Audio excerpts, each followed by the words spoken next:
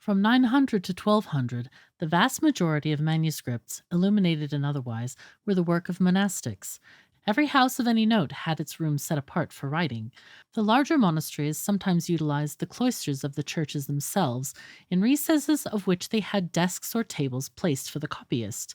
Usually, however, they had a large common room called the scriptorium, where either the copyist and illuminator worked separately and each on his own account, or where a number of copyists awaited with pen and parchment the dictation by one of the fraternity of some work of which the copies of books had to be made. No admittance except on business was the rule of this chamber.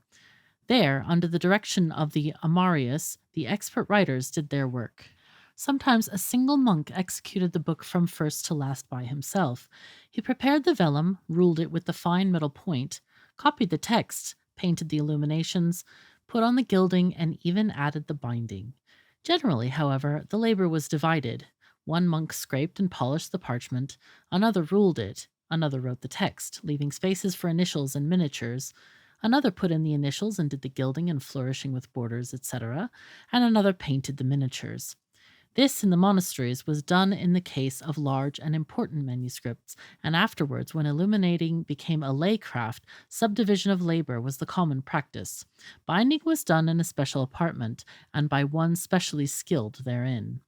The scriptorium was looked upon as a sort of sacred place, and the work of copying often considered as a labor of piety and love, entered upon with devout prayer, and solemnly blessed by the superior, especially in cases where the books to be written were Bibles, or connected with the services of the house, the lives of the saints, or treatises on theology.